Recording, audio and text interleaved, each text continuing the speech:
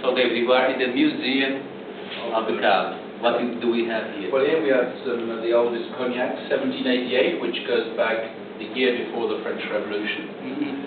We have there you see below with the mushroom on it, 1875 Armagnacs, which we found. We'd lost them.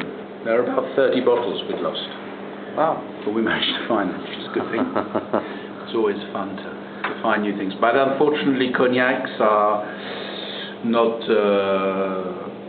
selling particularly now. So we have these cognacs, but we don't really know what to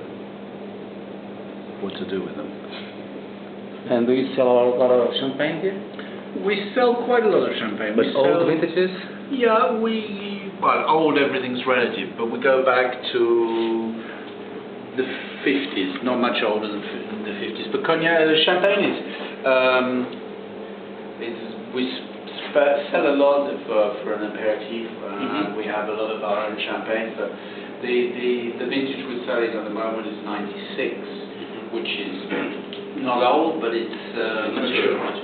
It's what I find I like, but it's always a bit of a problem because you've got a lot of people who prefer very young, fresh. And which is the most expensive bottle you have here? All? I don't really know. I mean, the cognac's obviously very expensive. 1788. It's very rare. About how much? Well, we don't sell them really, but they were sold. One was sold in an auction for about 30,000 euros.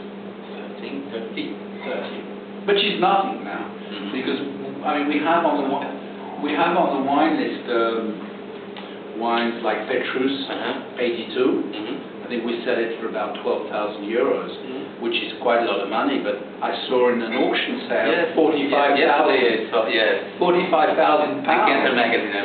Yesterday. So everything is, it's relative. It's relative.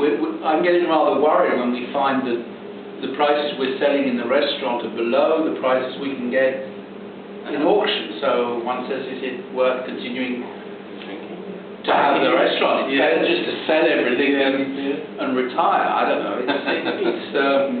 It's complicated now. Wine and the new markets are becoming very complicated. Some things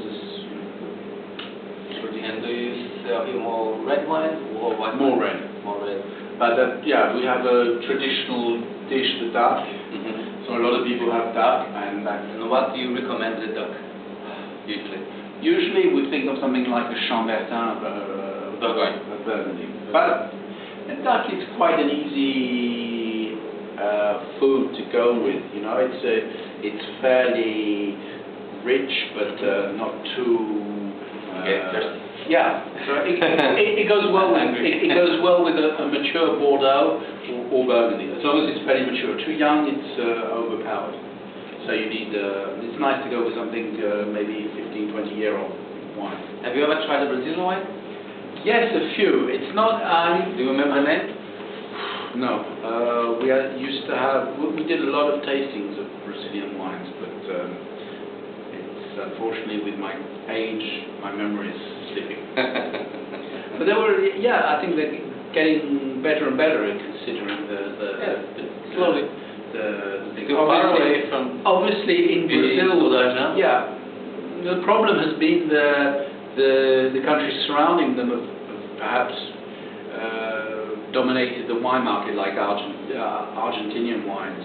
So maybe the need or the desire to progress has not been sufficiently installed.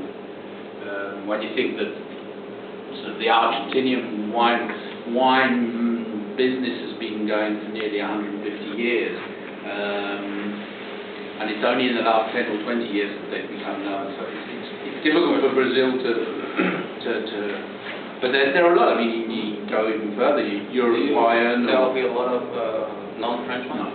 No, only French wines. Mainly because I like it. It's nothing against other wines, but who wants to drink them?